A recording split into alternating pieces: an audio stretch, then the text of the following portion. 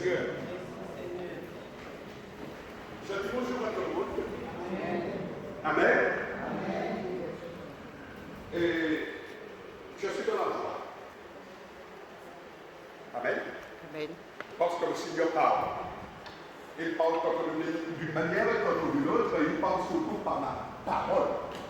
Et si nous sommes vraiment quelqu'un de la parole de Dieu, nous ne devons pas être surpris par quoi que ce soit. Alléluia. Chers bien-aimés, le Seigneur a dit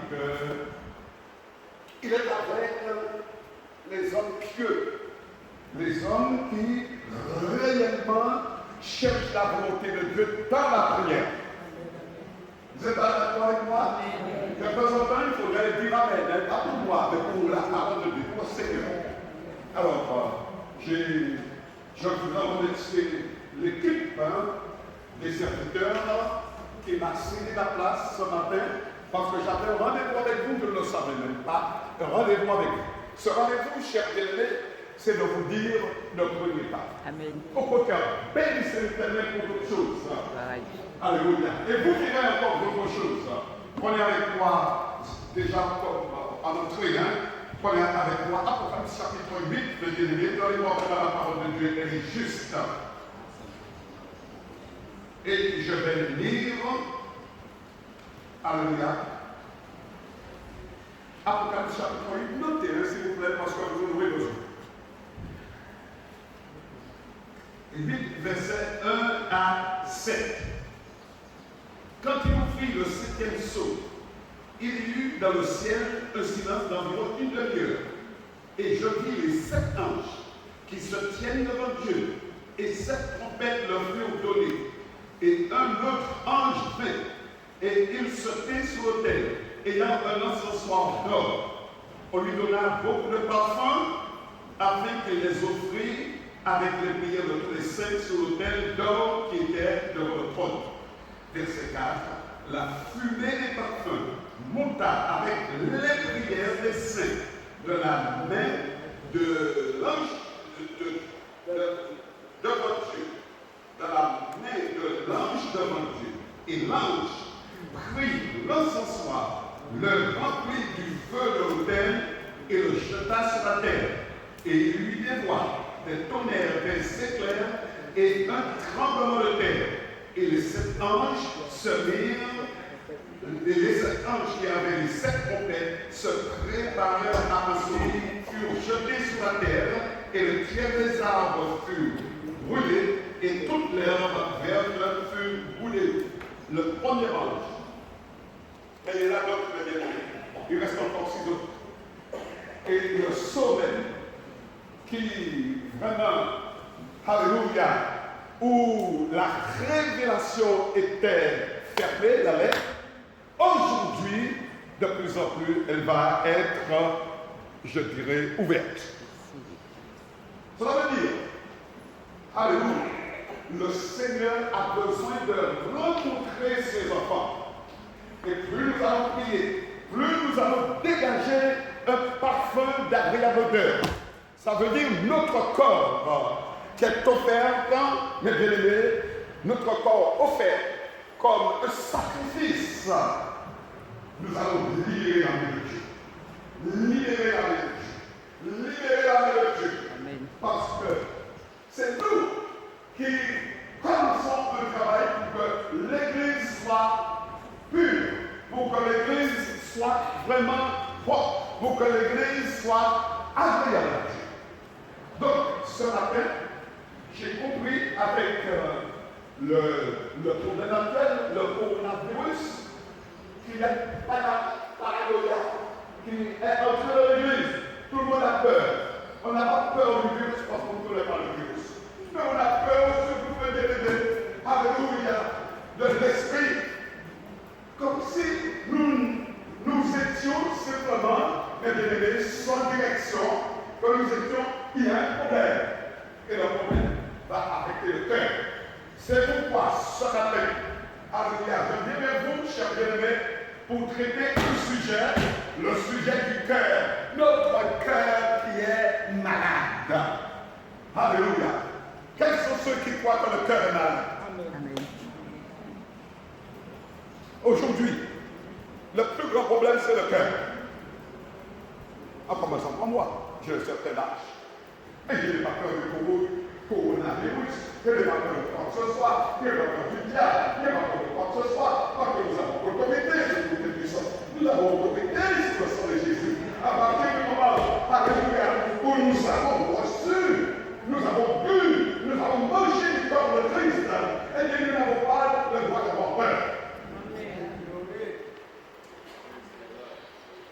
Et aujourd'hui, par cette situation, le Seigneur est en train d'évaluer l'Église.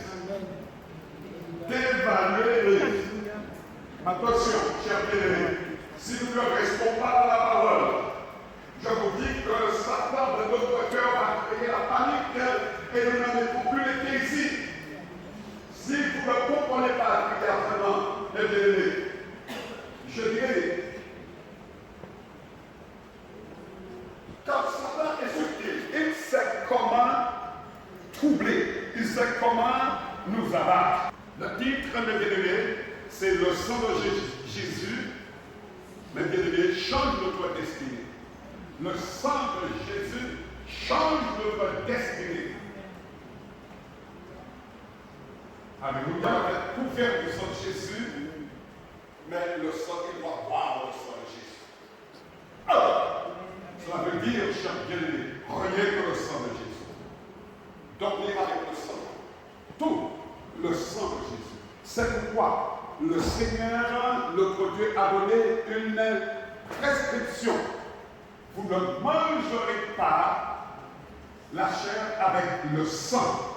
Amen. Genèse 9, verset 4. Seulement, vous ne mangerez point de chair avec son âme, avec son sang. Amen. Une prescription depuis des millénaires. Chers bien-aimés, Jésus a le pouvoir, alléluia, de guérir. Le sang de Jésus passe en moi, me nettoie, me purifie et envoie la lumière. Parce que le sang de Jésus, bien-aimé, c'est l'esprit. Le sang de Jésus, c'est la lumière. Le sang de Jésus, c'est la libération. Le sang de Jésus, mes bien-aimés, c'est la puissance. Le sang de Jésus, c'est la vie. La vie éternelle. Alors, chers bien-aimés, très rapidement, j'ai connu une amie dans mon ministère qui s'appelait Gwencho. Peut-être que vous n'avez pas entendu parler, c'est pas grave. Gwencho, c'est une missionnaire américaine et qui a fait 30 années à peu près en Chine. C'est pour comprendre, longtemps. Je ne savais pas comment Dieu allait m'utiliser.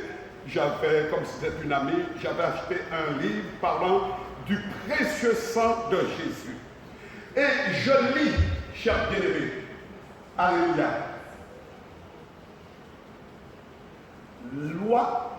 cette loi interdisant de manger des animaux étouffés, à la page 34. Voilà ce qu'elle dit.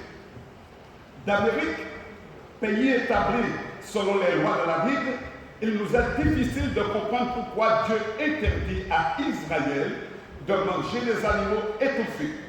Au contraire, dans certains pays où j'ai vécu, j'ai vécu 30 ans, là, et notamment à Hong Kong, il est courant de se réunir les dimanches pour célébrer un festin de chiens.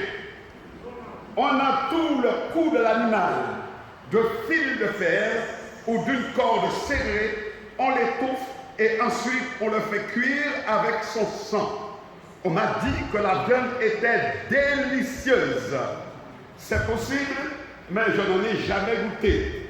L'idée même me rébutait. Lorsque l'un de nos chiens disparaissait, c'était devenu une plaisanterie. Il est peut-être passé à la casserole.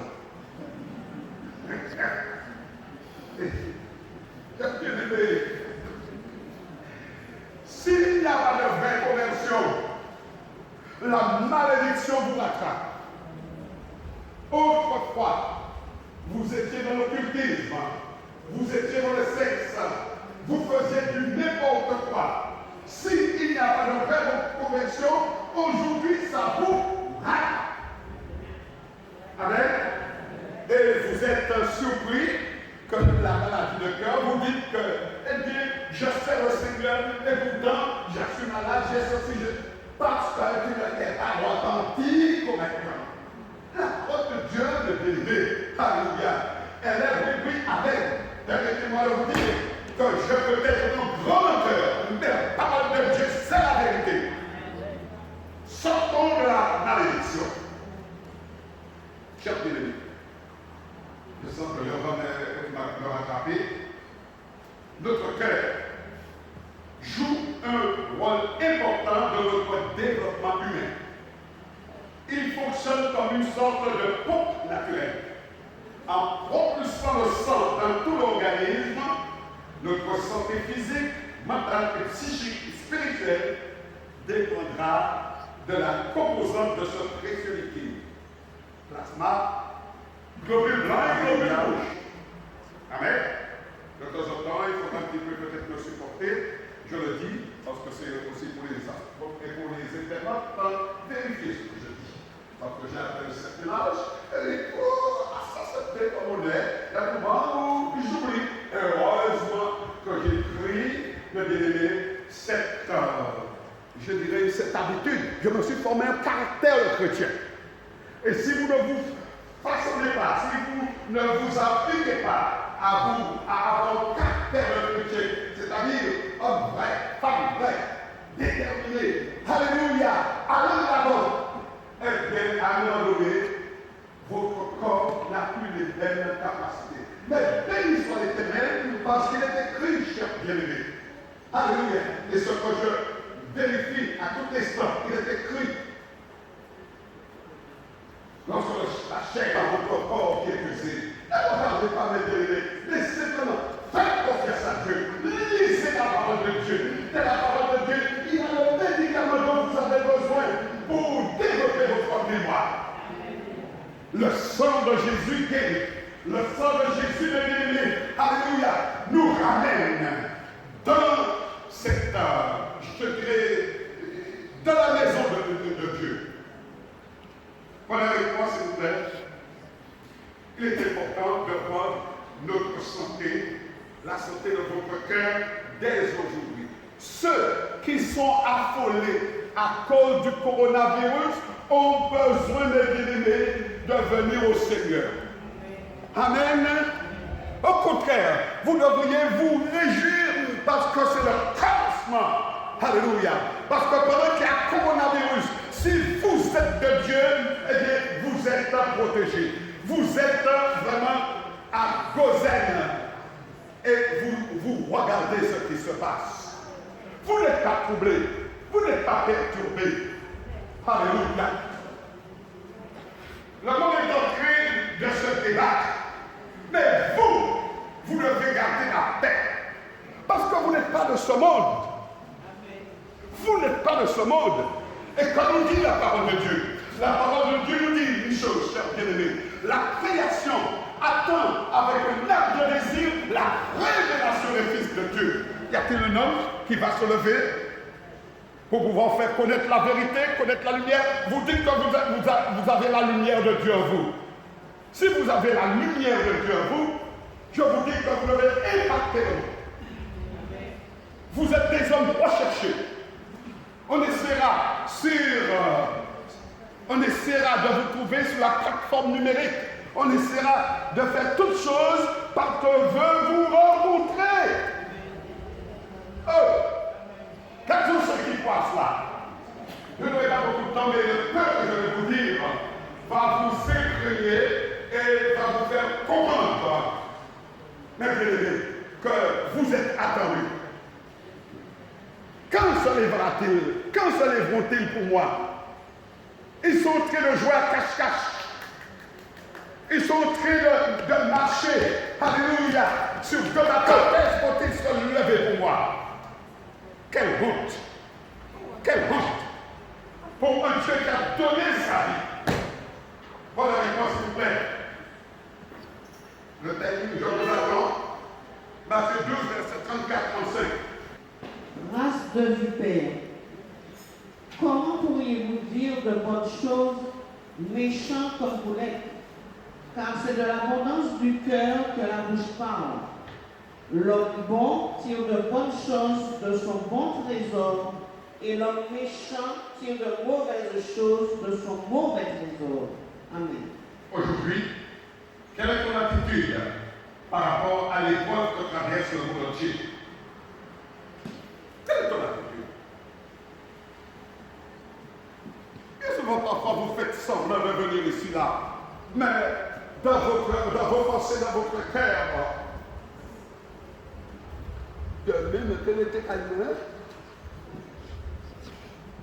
Alléluia. Mais le Seigneur nous dit quelque chose, cher bien-aimé. Et j'ai terminé parce que mon temps est arrivé. Tant pis. J'ai dit quelque chose, cher bien-aimé.